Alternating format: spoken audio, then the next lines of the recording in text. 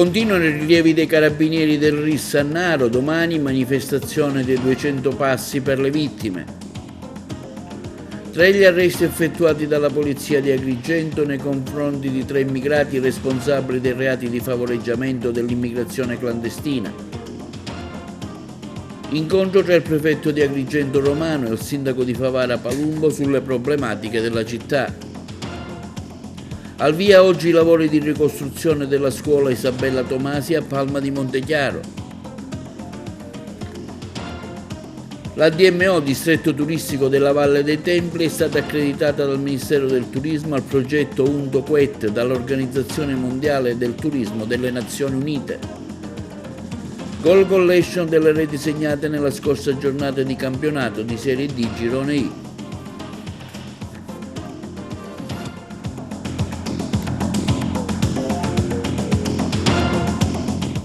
Buongiorno con l'appuntamento oggi di TV Notizie. Gli specialisti del RIS di Messina si sono messi al lavoro nell'abitazione al piano terra di Vicola Veni a Naro, dove è stata carbonizzata la 54enne Maria Russe. I rilievi nella casa di Delia Zanisco in via Vinci sono stati conclusi invece ieri nella tarda serata. Il servizio. Gli specialisti del RIS di Messina si sono messi al lavoro nell'abitazione al piano terra di Vicola Veni a Naro, dove è stata trovata carbonizzata la 54enne Maria Russe. I rilievi della casa di Delia Zarnisco in via Vinci sono stati conclusi nella tarda serata di ieri. Entrambe le donne, ricordiamo, che sono state uccise il 5 gennaio. Per i delitti è stato fermato un giovane romeno. I carabinieri del RIS, grazie alla tecnica del Bloodstein Pattern Analysis, che analizza la morfologia degli schizzi, delle chiazze e delle tracce ematiche per studiare la traiettoria del sangue e la forma, sono riusciti a ricostruire il film dell'orrore di via Vinci, comprendendo come si è arrivati al brutale omicidio. La 58enne è stata seviziata con una lametta e ferita alle gambe, al solo scopo di provocarne sofferenza. Aveva scritto il GIP del Tribunale di Agrigento Jacopo Mazzullo nel provvedimento di convalida del fermo del 24enne Omar Edgar Nedelkov. Gli esiti dei rilevi fatti in via Vinci dovranno essere incastrati con quanto emerso dalla TAC prima e dall'autopsia dopo, che entrambe le vittime avrebbero riscontrato lesioni plurime. Le relazioni verranno consegnate sui tavoli del procuratore aggiunto Salvatore Vella e del sostituto Elettra Consoli, che stanno coordinando l'inchiesta sul duplice massacro.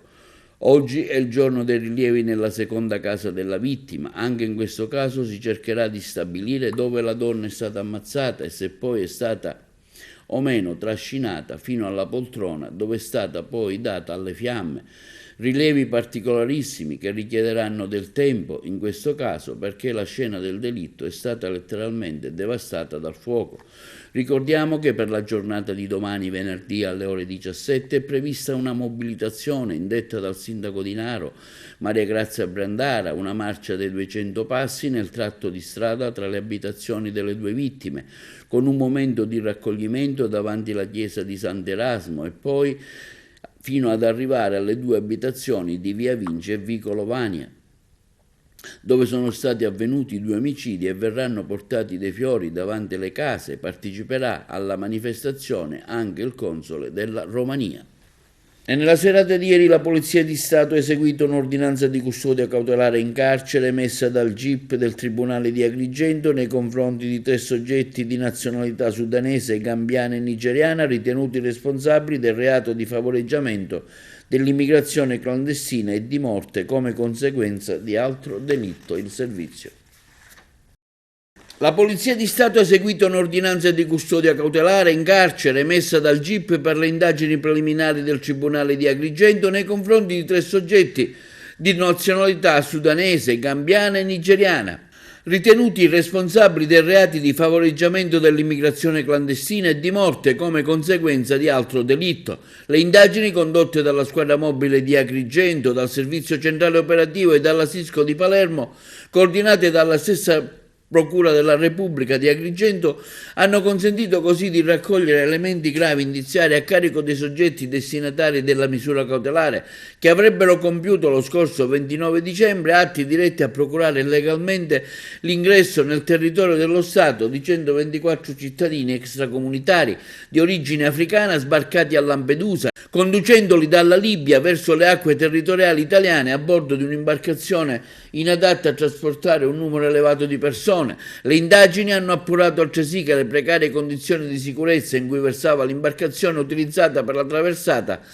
causavano durante il viaggio in mare la morte di un emigrante che si trovava a bordo dell'imbarcazione.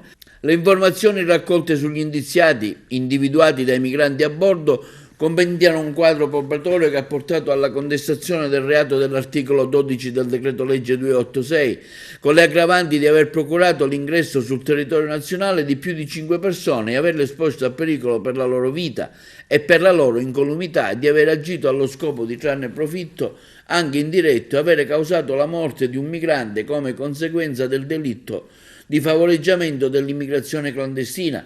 Il provvedimento è stato emesso dal GIP su richiesta della Procura della Repubblica di Agrigento, eseguito nella serata del 10 gennaio, e gli indagati sono stati portati presso la casa circondariale di Agrigento a disposizione della competente autorità giudiziaria.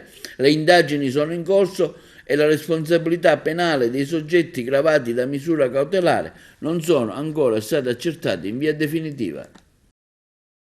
Nella prossima seduta dedicata al question time al Comune di Agrigento, il consigliere comunale Firetto, nonché ex sindaco, presenterà una dichiarazione al sindaco e alla giunta comunale chiedendo notizie sul mancato finanziamento di 398.000 euro relativamente al progetto promozione e ottimizzazione dei prodotti turistici locali, il servizio.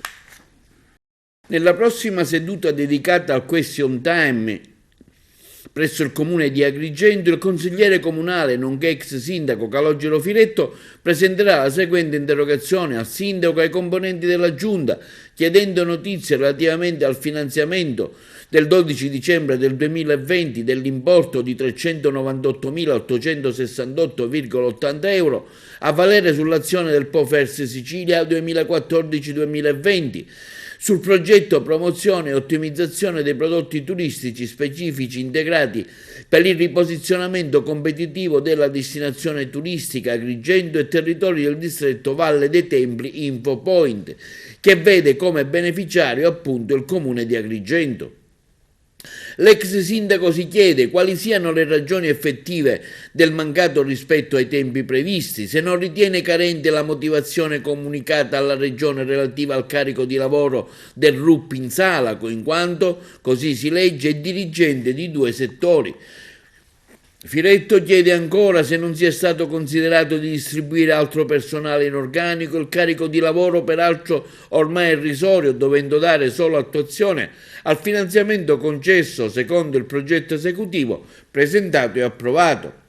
Perché non abbia ritenuto di dover dare comunicazione al Consiglio Comunale della città di questa difficoltà oggettiva di rispettare il cronoprogramma comportante il rischio della revoca del finanziamento e quali siano le iniziative intraprese per evitare che si perdessero i finanziamenti. Firetto continua ancora nella sua interrogazione quale sia stato lo stato di attuazione del cronoprogramma in tutti gli altri progetti finanziati e inseriti in agenda urbana, fatta eccezione dei lavori dell'ex collegio dei Filippini, di cui è stata data comunicazione. Quali siano le iniziative intraprese per risarcire l'area distrettuale turistica del mancato finanziamento, dettagliando gli interventi previsti e gli importi destinati. L'ex sindaco continua nella sua interrogazione chiedendo quanti funzionari siano oggi impegnati su agenda urbana e quali risultati sono stati raggiunti al 31 dicembre del 2023 e quali fondi siano stati destinati alla promozione della destinazione turistica e con quali finalità dettagliate. Il problema del degrado e dell'abbandono del centro storico di Favara è stato oggetto di un incontro tra il sindaco Antonio Palumbo, il consigliere comunale Rino Castronovo e il prefetto di Agrigento Filippo Romano. Una situazione estremamente grave che il Comune da solo non può affrontare e risolvere. La corrispondenza del collega Giuseppe Moscato. Il problema del centro storico di Favara, da oltre un decennio in stato di abbandono e di conseguenza interessato da un inesorabile processo di degrado, è stato affrontato durante un incontro tra il sindaco Antonio Palumbo, il consigliere comunale Rino Castronovo e il prefetto di Agrigento Filippo Romano. Un'emergenza che Favara da sola non può affrontare e sostenere, una sfida che per essere vinta ha bisogno dell'intervento del governo regionale e financo di quello nazionale. Ci rivolgeremo al governo regionale per chiedere aiuto, magari tramite la protezione civile regionale si possono programmare interventi di pulizia e manutenzione, ma soprattutto c'è necessità di una legge speciale per la riqualificazione del centro storico di Favara. Questo in estrema sintesi è il pensiero del sindaco Palumbo, che evidenzia come la sua amministrazione, a fronte di decenni di silenzio e disinteresse, con i limitati mezzi che ha a disposizione, ha provveduto a realizzare un censimento dello stato dell'arte e a firmare numerose ordinanze di demolizione, provvedendo anche alla chiusura delle zone più pericolose. Palumbo ricorda che il Comune deve ancora recuperare oltre 400.000 euro di somme spese in danno ai proprietari degli immobili che negli anni passati sono stati messi in sicurezza o demoliti. Soldi, afferma Palumbo, che a causa dei numerosi problemi, tra i quali la frammentazione della titolarità degli immobili, molto difficilmente potranno essere incamerati.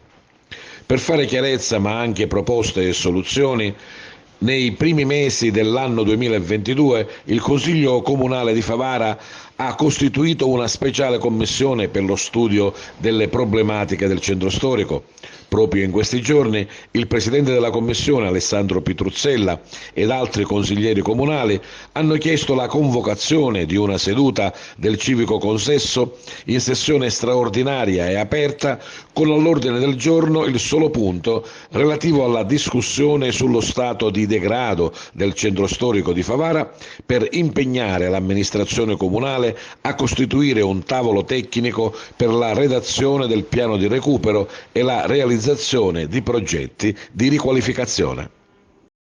Al via stamani importanti lavori di ricostruzione a Palma di Montechiaro della scuola Isabella Tomasi. Oggi sì, è anche il mio compleanno, credo che sia il mio 7° compleanno da primo cittadino della mia carissima città. Oggi abbiamo fatto la posa della prima pietra della demolizione e ricostruzione della scuola Isabella Tomasi, sita appunto, come diceva bene lei, in Viale Diaz. Questo è un progetto del PNRR e che rientra a Palma nelle 212 scuole italiane destinatari di questo importantissimo finanziamento. Lo diciamo con orgoglio perché è stato un traguardo importantissimo e questa scuola, per la sua posizione all'interno della nostra città, per quello che rappresenta, è veramente importante per tutti noi. E quindi oggi siamo felici, siamo emozionati, è la prima posa della prima pietra del 2024, ma non sarà per fortuna certamente l'ultima, perché la prossima settimana faremo la posa della prima pietra dell'ampliamento dell'asilo nido, della costruzione della nuova mensa, e fra qualche mese avremo pure la posa della prima pietra di Contrada Ciotta e del restauro del Monte Calvario. Lavoriamo senza sosta, orgogliosi di servire la nostra città di Palma di Montechiaro, consapevoli che il cammino è ancora lungo, ma la strada intrapresa è quella giusta. Ringrazio tutti, dagli assessori al Presidente del Consiglio Comunale, il dottor Domenico Scicolone, a tutti i consiglieri, ai miei collaboratori, al segretario generale, dottor Amorosia, a tutti i capi area, a tutti i dipendenti comunali, che grazie al loro lavoro e sostegno consentono il raggiungimento di questi importantissimi traguardi ed obiettivi. Nel caso particolare ringraziamo il RUP, l'architetto Lillo Inquanta, e il direttore dei lavori, nonché progettista Francesco Lipari, che ha vinto un concorso per quest'opera bandito dal Ministero dell'Istruzione, e ringraziamo tutti e diamo un in bocca al lupo all'impresa che si è aggiudicato questo importante lavoro per circa 4 milioni di euro, e siamo convinti che rispetteremo sicuramente il cronoprogramma e avremo regalato alla città una nuova scuola dove poter far crescere i nostri bimbi. Sì, sicuramente diciamo, siamo molto soddisfatti di questo intervento che vorremmo fare notare la tempestività dell'intervento. Noi abbiamo ricevuto il finanziamento, abbiamo partecipato al bando del PNRR, noi come ufficio tecnico del Comune di Palma di Montechiaro ci siamo aggiudicati diciamo, il finanziamento e in pochissimo tempo siamo già qui a cantierare il lavoro. Cioè da notare che mentre prima passavano molti anni da quando si riceveva il finanziamento a quando si realizzava l'opera, qua stiamo parlando semplicemente di pochi mesi. Siamo veramente soddisfatti, la struttura che verrà è bellissima e volevo fare evidenziare che non è solo un istituto scolastico ma è una struttura aperta alla città, sia gli ambienti sportivi che gli ambienti sociali sono utilizzabili dall'esterno anche da parte di associazioni o di altre diciamo, enti che poi valuteremo. Sulla stabilizzazione dei precari negli enti locali in dissesto interviene la CISL delle funzioni pubbliche per tramite il suo segretario Parello. La battaglia non è ancora vinta, il servizio. La stabilizzazione dei precari negli enti in dissesto, arriva la dichiarazione della CISL funzione pubblica, la battaglia non è ancora vinta. Con l'approvazione della finanziaria regionale è stata garantita la proroga fino al prossimo 31 dicembre 2025 dei precari dei comuni in dissesto in procedura di riequilibrio, categoria in cui rientrano i centri di Favara, di Castelterme e di Porto Empedocle. È un risultato cui si è arrivati anche grazie al contributo deciso a livello locale quanto regionale della CISL Funzione Pubblica. Questo quanto dichiara il segretario generale della CISL Funzione Pubblica di Agrigento, Salvatore Parello. Quella che è stata votata è una norma di salvaguardia che proteggerà per il momento dei lavoratori che attendono da anni un futuro, ma che non rappresenta la fine di una battaglia che in tutti questi mesi ci ha visto impegnati in assemblee e incontri, aggiunge Parello. Il nostro impegno sarà quello di agire presso i comuni e le amministrazioni perché provvedano al più presto ad allinearsi con i bilanci mancanti per procedere alle stabilizzazioni del personale a tempo determinato. Inoltre chiederemo con forza ai parlamentari agrigentini, continua Parello, di provvedere all'inserimento e all'approvazione di un emendamento nel cosiddetto mille proroghe che consentirà di procedere da subito alle stabilizzazioni in considerazione del fatto che si tratta di una spesa eterodiretta. Passiamo ora alle notizie sul turismo. Il distretto turistico Valle dei Templi è stato accreditato dal Ministero del Turismo per prendere parte al progetto UNTO Quest dell'Organizzazione Mondiale del Turismo delle Nazioni Unite. Il servizio. La DMO Distretto Turistico Valle dei Templi di Agrigento è stata accreditata dal Ministero del Turismo per prendere parte al progetto UNTO Quest dell'Organizzazione Mondiale del Turismo delle Nazioni Unite. L'UNTO, United Nations World Tourism Organization, è l'agenzia delle Nazioni Unite competente per la promozione di un turismo responsabile, sostenibile e universalmente accessibile. Offre leadership e sostegno nel promuovere la conoscenza e le politiche turistiche in tutto il mondo ed è composta da 156 paesi, 6 membri associati e oltre 400 affiliati che rappresentano il settore privato, le istituzioni, le associazioni turistiche e gli enti locali del turismo. Inoltre è osservatore presso l'accordo parziale allargato sugli itinerari culturali del Consiglio d'Europa dal 2015. Nell'ottobre del 2021 il segretario generale del Consiglio d'Europa Penikovic Buric e il segretario generale dell'Organizzazione Mondiale del Turismo delle Nazioni Unite Zurab Polivoskili hanno firmato un memorandum d'intesa per rafforzare le sinergie e le azioni congiunte tra le due organizzazioni internazionali. Esse mirano a tenere conto del valore aggiunto degli itinerari culturali per lo sviluppo sostenibile del turismo, la salvaguardia del patrimonio culturale e del dialogo interculturale. Il progetto, tra le altre cose, riconosce la qualità e l'eccellenza delle DMO, assegnando la certificazione UNTO Quest, mirando a selezionare le organizzazioni di gestione delle DMO che manifestano eccellenza nella leadership, nell'esecuzione, nella governance. Ad oggi nel mondo sono solo 5 le DMO già certificate che operano in Argentina, Canada, Cile, Spagna e Uruguay, cui ora si aggiunge anche quella di Agrigento della Valle dei Templi. e sono disponibili presso qualsiasi ufficio postale le carte PostiPay valevole come borso di studio per le famiglie degli studenti beneficiari individuati dalla Regione per l'anno scolastico 22-23. A dare notizia la provincia di Agrigento per tramite il suo responsabile, dottoressa Maria Antonietta Testone. Il servizio. Sono disponibili presso qualsiasi ufficio postale le carte PostiPay valevole come borso di studio per le famiglie degli studenti beneficiari individuati dalla Regione per l'anno scolastico 2022-2023. A darne notizie la dirigente del settore della pubblica istruzione del Libero Consorzio Comunale di Agrigento, Maria Antonietta Testone. Per riscuotere la borsa di studio è necessario recarsi presso qualsiasi ufficio postale secondo alcune precise modalità. Per coloro che nell'anno scolastico 21-22 hanno già ricevuto la carta PostiPay con il relativo beneficio, se sono risultati beneficiari anche per l'anno scolastico successivo, il 22-23, potranno ritirare il proprio contributo presso qualsiasi ufficio postale, esibendo semplicemente il codice fiscale e un documento in corso di validità. Chi risulta beneficiario del contributo per la prima volta occorrerà recarsi presso qualsiasi ufficio postale, comunicando all'operatore di dover ricevere la borsa di studio per l'anno scolastico 22-23 attraverso la consegna di una nuova carta PostiPay borsa di studio, esibendo anche in questo caso il codice fiscale e un documento in corso di validità.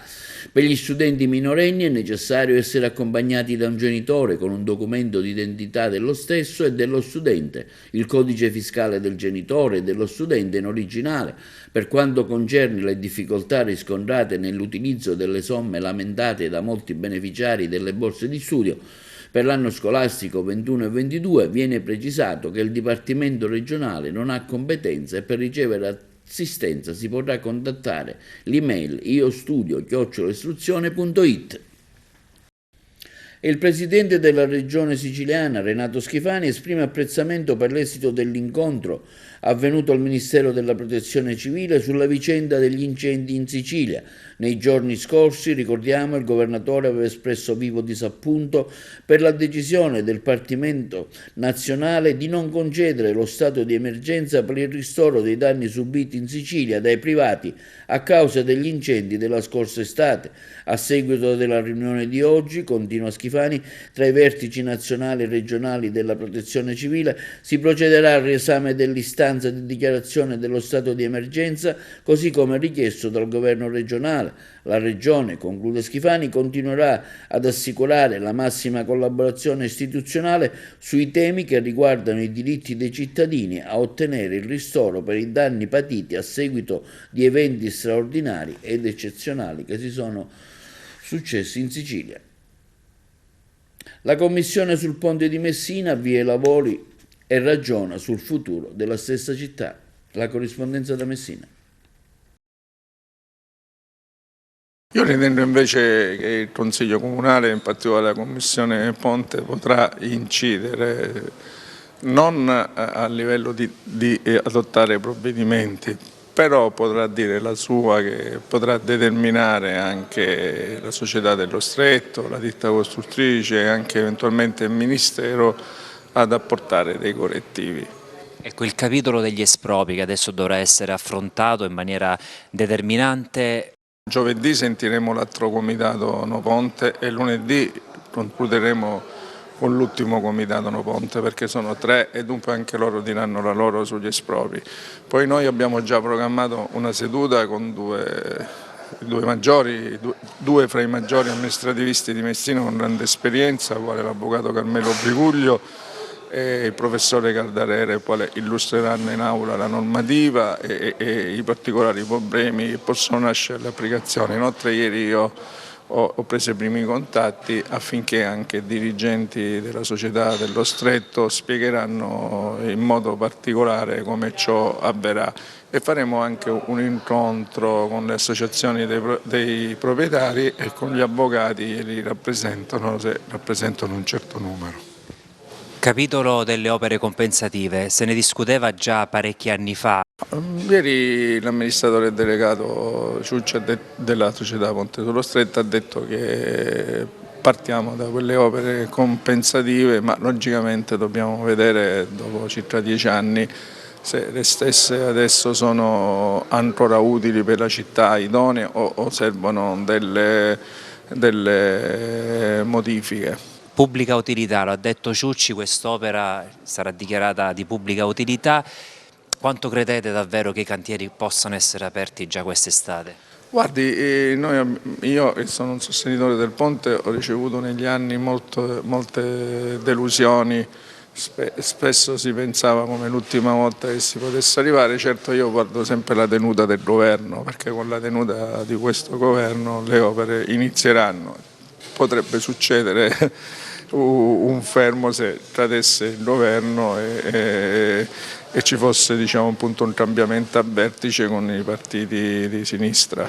Lei sostenitore del ponte, nel contesto però del movimento che fa riferimento a Cateno De Luca, lo stesso leader più volte è stato anche critico, non sulla necessità di fare l'opera, ma proprio sull'apertura dei cantieri o su quanto ci potrebbe essere di ricaduta sul territorio. Allora, la contestazione di De Luca, che ritengo che sia in parte valida, è sul fatto che una certa somma, oltre 1 miliardo destinata già a opere siciliane, è stata inserita per la realizzazione del ponte. Noi non sappiamo in questo momento se il governo interverrà per finanziare altre opere. Stupro del Foro Italico. La difesa afferma c'è un video che smentisce la vittima. La corrispondenza da Palermo.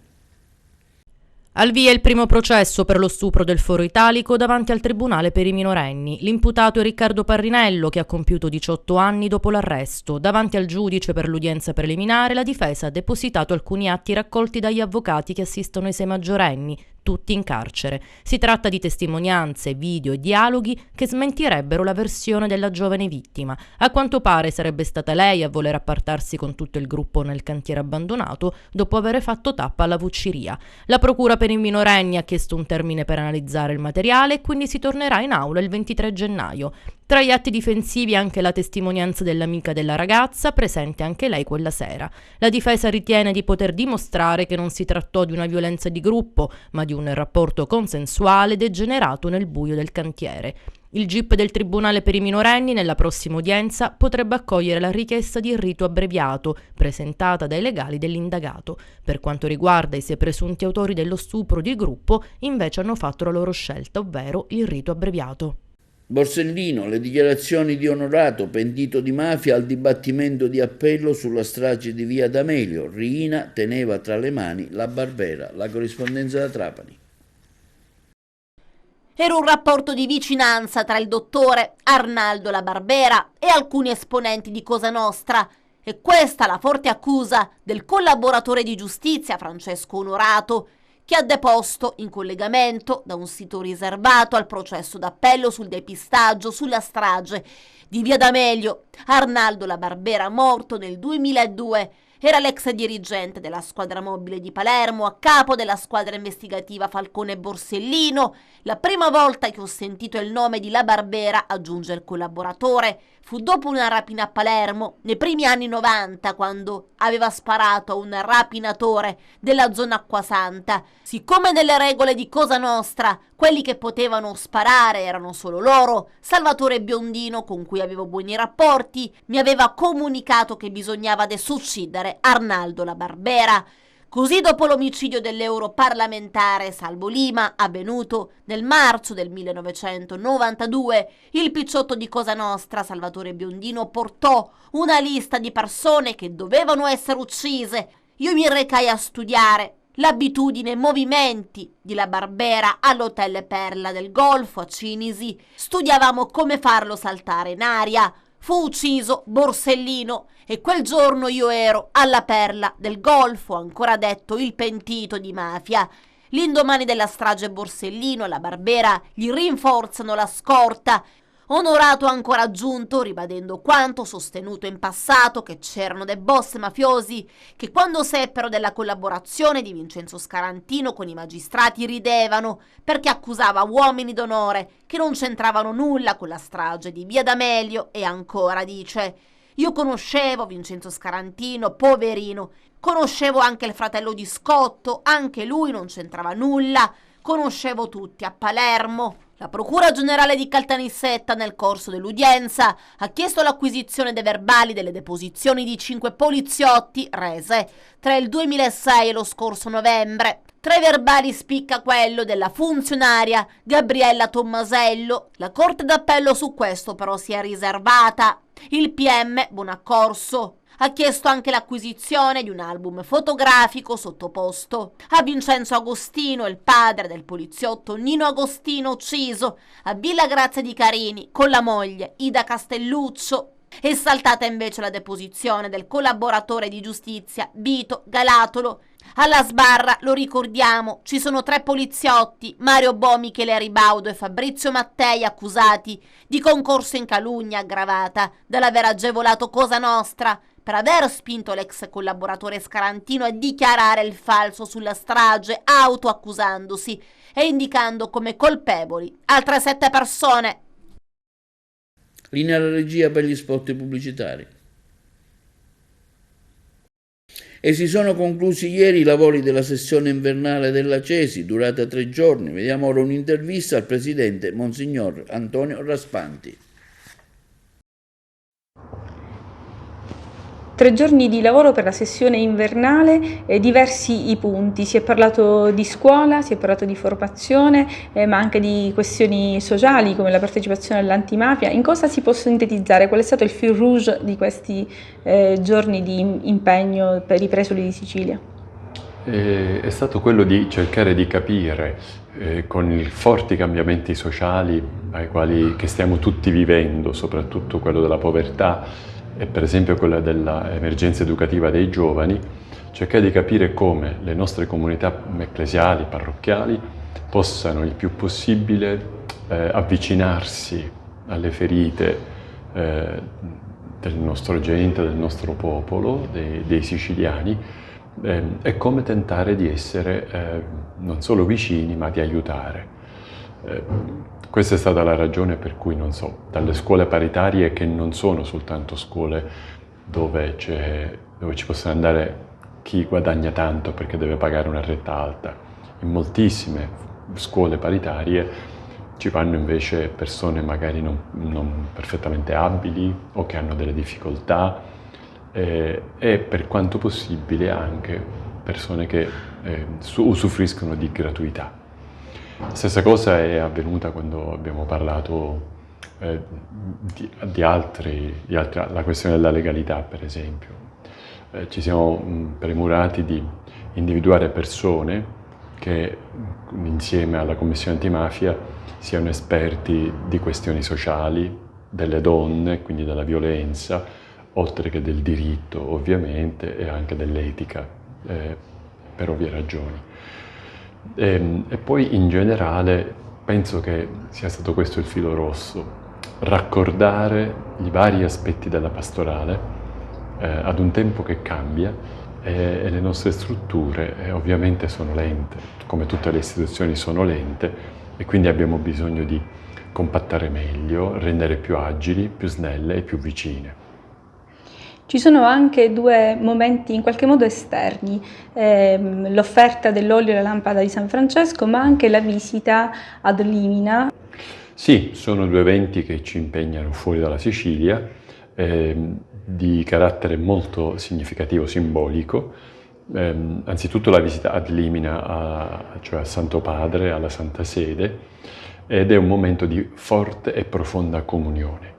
Ogni diocesi deve allestire una relazione che comprende praticamente gli ultimi 10 anni, perché l'ultima visita a Limina fu fatta nel 2013, quando Papa Francesco era appena agli inizi, i primi mesi del suo pontificato. Noi quindi a 10 anni esatti torniamo lì per render conto di quello che stiamo facendo, di com'è la vita ecclesiale in tutti i suoi aspetti, e anche ascoltare a quel punto possibili dritte, prospettive, opinioni o anche indirizzi che il Santo Padre in maniera specifica vuole dare alle chiese di Sicilia.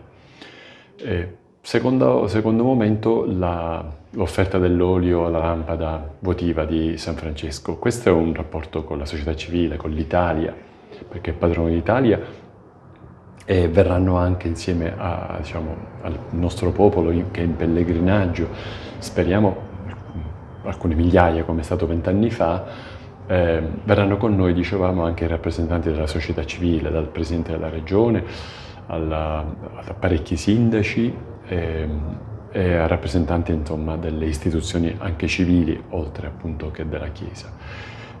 Questo significa dare per noi significa il contributo che la Chiesa, in questo caso siciliana, ma in realtà è simbolica, cioè tutta la Chiesa italiana, dà alla nostra nazione.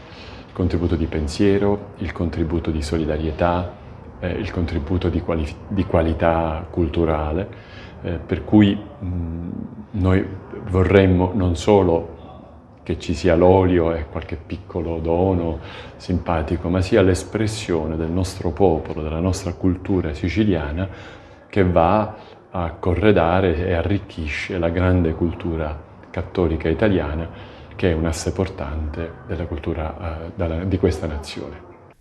Vediamo ora un servizio sul prossimo concorso di insegnanti di religione cattolica nel 2024. A 20 anni di distanza dall'ultimo si terrà un nuovo concorso per gli insegnanti di religione cattolica. Lo prevede l'intesa firmata dal cardinale Matteo Zuppi, presidente della Conferenza Episcopale Italiana, e dal ministro dell'Istruzione e del Merito Giuseppe Valditara. L'accordo riguarda il concorso ordinario per la copertura del 30% dei posti vacanti, mentre il restante 70% dei posti disponibili sarà assegnato con una procedura straordinaria riservata ai docenti con almeno 36 mesi di servizio. Complessivamente si tratta di circa 6.400 insegnanti. Tra i requisiti per partecipare alla selezione, che si articolerà in una prova scritta e in una orale, è prevista la certificazione della idoneità diocesana all'insegnamento della religione cattolica rilasciata dalla responsabile dell'ufficio diocesano competente nei 90 giorni antecedenti alla data di presentazione della domanda di partecipazione. Siglando l'intesa, il cardinale Zuppi ha espresso gratitudine al ministro Valditara per aver colmato un vuoto e per la collaborazione aperta e feconda che si è instaurata in vista di questo importante passaggio. Al di là dell'atto formale, ha ancora aggiunto, il presente accordo riconosce e riafferma il valore degli insegnanti di religione nelle nostre scuole, educatori preparati e appassionati che arricchiscono l'esperienza scolastica con un'occasione unica di dialogo, approfondimento culturale e confronto interdisciplinare. Grande soddisfazione espressa anche dal ministro Valditara. Tradurremo rapidamente questo accordo in fatti concreti, ha detto. Secondo alcune ipotesi, già presumibilmente nel mese di febbraio potrebbe essere pubblicato il bando del concorso ordinario in cui sarà stabilita la data della prova. Approfondire questi temi, soprattutto per una società che ha perso i punti di riferimento, significa fornire agli studenti gli strumenti per conoscere alcuni aspetti imprescindibili della nostra storia. Grazie a docenti motivati e competenti sarà possibile creare sempre più momenti di approfondimento, di arricchimento culturale. Un fuoristrada finisce in una scarpata, un morto e 3 feriti nel messinese ad Alcara Lifusi. La corrispondenza. Risveglio amaro per la comunità di Alcara Lifusi. Un incidente mortale si è verificato all'alba alla periferia del piccolo centro dei Nebrodi. Il bilancio, dalle prime notizie, è di un morto e 3 feriti. Il sinistro sarebbe stato autonomo, secondo le prime indiscrezioni, ancora al vaglio degli inquirenti. Un fuoristrada con a bordo 4 ragazzi è finito in una scarpata in località Carbuncolo, poco sopra la provinciale 161. Per uno degli occupanti non c'è stato nulla da fare, la vittima è un 21enne del luogo. Feriti in modo non grave gli altri occupanti del veicolo. Sul posto si sono recati i vigili del fuoco del distaccamento di Sant'Agata Militello, che hanno provveduto a mettere in sicurezza l'area. Per raggiungere il fuoristrada i soccorritori hanno dovuto utilizzare corde e scale. Immediato anche l'arrivo sul luogo della tragedia dei carabinieri, della locale stazione e della compagnia di Sant'Agata Militello, che avranno il compito di effettuare i rilievi di rito e accertare l'esatta dinamica dell'incidente. Il mezzo, in prossimità di un torrente, è uscito di strada precipitando nel terrazzamento sottostante la carreggiata. La notizia ha subito raggiunto la piccola comunità, dove in tanti conoscevano la vittima. Un risveglio triste per gli abitanti del comune, che adesso cercano di ricevere notizie rassicuranti in merito alle condizioni dei 3 feriti trasportati in ospedale. Come detto, le loro condizioni fortunatamente non sarebbero gravi. Ancora da chiarire come mai il conducente del mezzo abbia perso il controllo del fuoristrada, finendo nel dirupo. La Lega Navale a Castellammare del Golfo dice no alla strada di accesso al porto. Sentiamo lo stesso presidente della Lega Navale, Stabile. Argomento che sta tenendo banco e non interessa soltanto Castellammare del Golfo, ma interessa un intero comprensorio, depuratore in caverna lo chiamano, ma che nella verità dei fatti ostruirà la strada di accesso al porto di Castellammare. Un impianto è un'opera pubblica di cui, attenzione, vi è assoluta necessità, è un'opera importantissima, prioritaria per la salvaguardia e la tutela dell'ambiente. Finalmente Castellammare si potrà dotare di un impianto di depurazione, però c'è da rilevare che l'allocazione di questa opera, io ho avuto modo di scaricare i file dal sito dell'assessorato, sono pubblici, è stata attivata la fase di avvio della procedura di VAS, quindi tutti i soggetti, tutti i portatori di interessi, tutti i cosiddetti stockholders possono vedere l'allocazione di questo impianto. È assolutamente infelice, perché all'interno del porto di Castellammare, che ricordiamo diventerà, non appena ultimato, si spera presto, il salotto buono di questa città, e non solo di questa città ma di tutto il comprensorio. L'abbiamo detto tante volte, direttore, un volano di sviluppo turistico attrattivo per quel diportismo nautico anche internazionale che passa e naviga nei nostri mari. L'allocazione è già di per sé assolutamente infelice, sarà una sorta di mostro, magari verrà più o meno diciamo occultato a schermature eccetera, ma comunque avrà un impatto ambientale molto forte. Non è solo questo il problema, cioè la fisica allocazione, ma il fatto che questa struttura pubblica, questa opera pubblica importante, va a distruggere un'altra opera pubblica importante che è una strada esistente, cosicché una volta che il porto sarà ultimato, quella strada unica di accesso al porto, che è larga poco più di 6 metri circa, sarà l'unica strada di accesso dove verranno concentrato tutto il traffico veicolare, anche di pullman, anche di camion, anche di mezzi pesanti. Sarà un vero e proprio delirio. Chi come noi vive da 30 anni, parlo come Lega Navale, i problemi della nautica da diporto in quel sito sa esattamente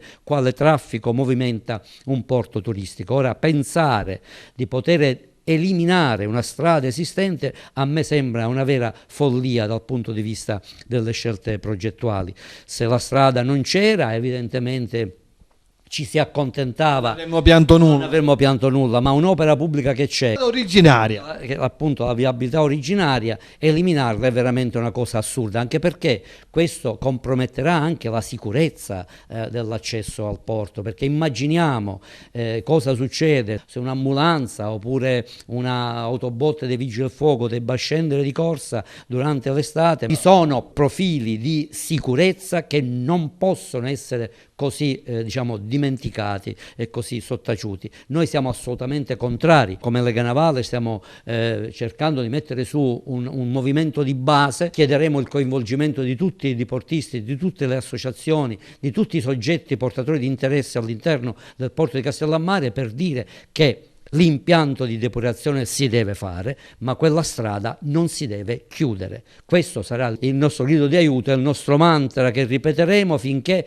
le istituzioni non prenderanno coscienza di questa situazione che è veramente incredibile. Verrà un dislivello, mi dicevano, di 8 metri, per cui non esisterà più la strada, verrà decisamente occupata da questo impianto di depurazione. Pur essendo un tecnico, comunque non sono un tecnico di impianti di depurazione, non voglio entrare nel merito tecnico, ma io credo comunque che le soluzioni tecniche ci siano, si possano trovare nel rispetto delle due esigenze, cioè il fatto che si deve assolutamente fare l'opera pubblica impianto di depurazione perché il territorio ne ha bisogno, e nel contempo non chiudere, non eliminare quella viabilità così importante, far conciliare le due cose. Basta che le istituzioni abbiano la sensibilità in questo argomento, ecco, e il buonsenso. E il buonsenso. Si parla di sviluppo, di turismo, di volano, di futuro, dei nostri figli, e poi il tutto cozza con questa idea di impiantare questo armamentario a centro della strada. Ma mi creda, direttore, veramente è una cosa poco comprensibile. Io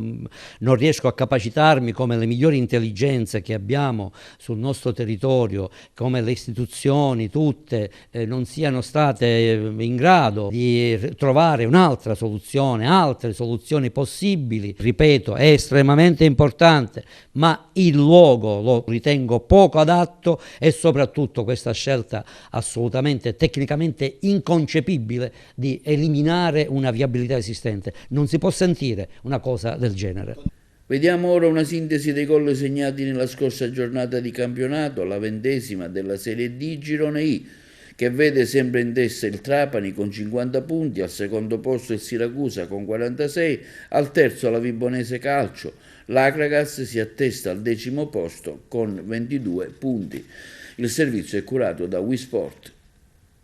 Riparte nel segno del 3 il massimo campionato dilettantistico. In vetta alla classifica vincono Trapani, Siracusa e Vibonese. Sono le 3 reti messe a segno, il dato che accomuna le big del campionato. Sul velluto il Trapani che archivia la pratica Ragusa dopo appena 45 minuti di gioco. Le reti di Cocco, Cragle e Sbrissa indirizzano il match dell'Aldo Campo. I Granata, ancora imbattuti, timbrano la 16ª vittoria stagionale e restano sintonizzati su ciò che accade al De Simone, dove per un tempo il Siracusa rischia di imbarcare sotto i colpi del Canicattì. Le reti di Tedesco e Iezzi illudono i biancorossi, che nel secondo tempo rimangono però negli spogliatoi. Ne approfitta il Siracusa, a cui bastano 3 minuti per mettere la freccia, con le reti di Alma, Sus e Forchignone. Vince, sempre nel segno del 3, la Vibonese, che non incontra particolari difficoltà nella trasferta contro la Gioiese, andando a segno con Tandara, Puca ed Esposito. A riposo Reggio Calabria e San Cataldese, reti bianche tra Portici e Real Casalnuovo, pari senza reti anche nel derby di provincia tra Ligata ed Agragas. A un punto alla zona playoff il Città di Sant'Agata, che non lascia scampo al Castrovillari. Primo tempo appannaggio biancazzurro, avanti di un gol con Alagna, a lungo decisivo nel secondo tempo con le reti di Saverino e Marcellino. Di misura il successo della Cireale sulla 9G Virtus. Alla mezz'ora della ripresa vale 3 punti la firma di D'Alessandris, che piega l'Igea, incappata nella 6ª sconfitta consecutiva. Rinviata San Luca Logri, nel rispetto per il cordoglio della comunità giallorossa. Termina qui la prima Goal Collection del 2024. Siamo solo agli inizi di un lunghissimo viaggio. Il Girone I di Serie D vi dà appuntamento al prossimo weekend per la seconda giornata di ritorno. E questo è tutto per l'edizione di oggi del nostro telegiornale. Vi diamo appuntamento alle prossime e vi auguriamo una buona serata.